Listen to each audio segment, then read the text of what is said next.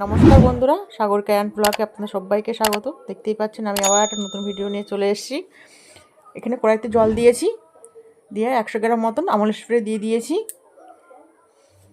জলটা কিন্তু খুব গরম হয়নি, উষ্ণ গরমে আমি দিয়ে দিয়েছি। ভালো করে মিশিয়ে নিলাম। এবার দিলাম তালের রসটাও দিয়ে দিলাম। তালের রসটা আর দুধটা ভালো করে মিশিয়ে নেব।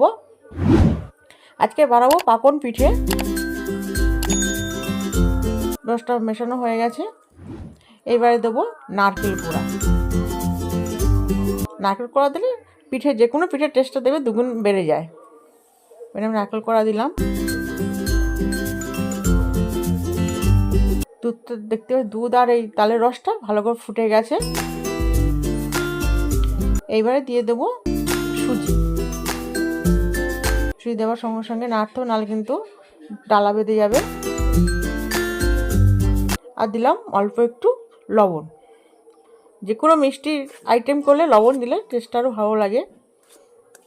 এই পর্যায়ে আমি গ্যাসের ফ্লেমটা একদম লো করে দিয়েছি। দিয়ে দেখুন ঘন ঘন নাড়ছি না, তোলায় ধরে যাবে।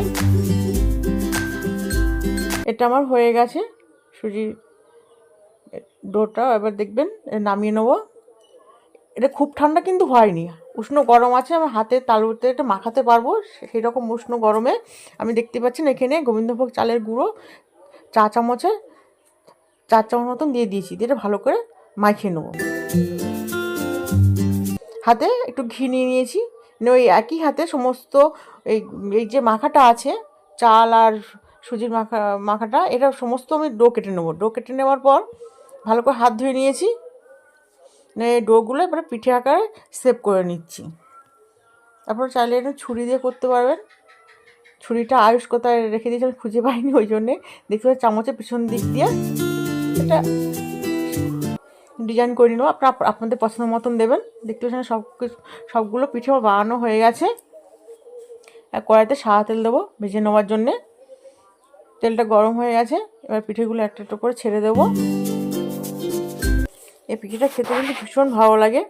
আপনারা বাড়িতে বানিয়ে খাওয়ার পর আমাকে কমেন্ট করুন কেমন লেগেছে পিঠের টেস্ট। এক পিঠ হয়ে গেছে, আর একটা পিঠ উল্টে দিলাম।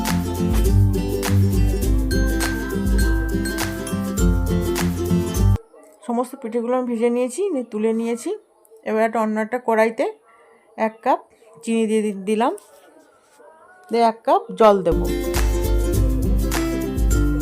4টে এলাচ মুখ ফাটিয়ে দিয়ে দেবো। এলাচ দিলে কি টেস্টটা একটু ভালো লাগে।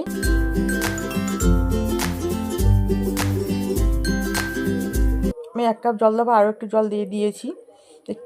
চিনিটা ভালো করে মিশিয়ে নেবো আর পিঠেগুলো দিয়ে দেবো।